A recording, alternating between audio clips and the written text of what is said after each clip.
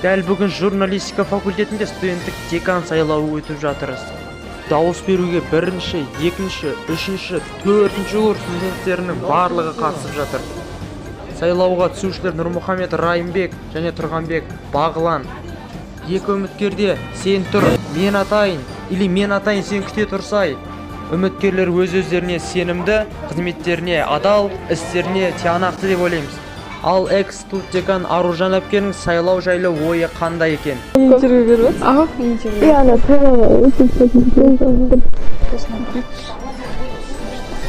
Дауыс беру. Студент-декан. Мен тапсырам, бірақ то есть не деканға дейін, типа до декабря 15 дейін көмектесемін. Аналар просто ертең мен кетсем араласпай қалайын деп тұр да, бір-бірімен екі поколение араласып қалсын. Менде карта емес. Қойшы, арасында тигізе болма. Магистратура қалып, дәл жүрмейсің, қағандарын шүпәлі. Қайырлы күн, рахмет Жігер. Бүгін мінеки факультетімізде студенттік декан сайлауы жүріп жатыр. Ендіше студенттерімізден сұхбат алып көрейік. Сәлеметсіз бе? Өзіңізді таныстырып өтсеңіз. Сәлеметсіз, мен есімім Нұрлан Айбекұлы, журналистика факультетінің 2-ші курс студентімін. Мінеки өзіңіз көріп тұрғандай сайлау өтіп жатыр. Жалпы сайлауға көзқарасыңыз қандай және үміткерлерге деген өз ойыңызды білдіріп өтсеңіз.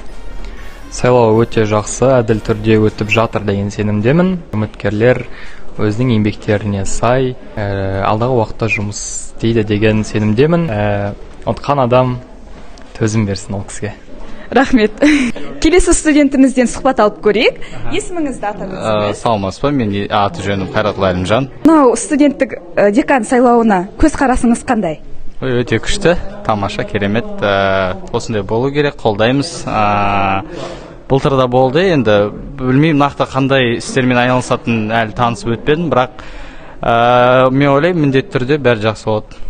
Жақсы, рахмет. Сәлеметсіз бе Зейін аға, өзіміз бәріміз білетіндей, сіз бұрында студент-декан болдыңыз, мінеки тағы да деген жаңа студент-декан сайлауы жүріп жатыр. Өз ойыңызды білдіріп өтсеңіз және қандай болашақ үміткерлерге студент-деканға ақыл айтар едіңіз? Енді мен дәл қазір мына жерде 2 студенттік деканға үміткерді көріп отырмын. Екеуіне де сәттілік тілеймін. Енді журналистика факультетінің студенттері еркін, демократиялы түрде ойлай алатын студенттер деп танығандықтан енді таңдауларына да сенімді деп ойлаймын. Басшы халық қандай болса басшы сондай. Сондықтан ары қарайға бірге жұмыс істейтін адамды алдағы 2 жылда немесе 3 жылда бірге жұмыс жасайтын адамды дұрыстап таңдаған дұрыс. Жақсы, рахмет көп-көп.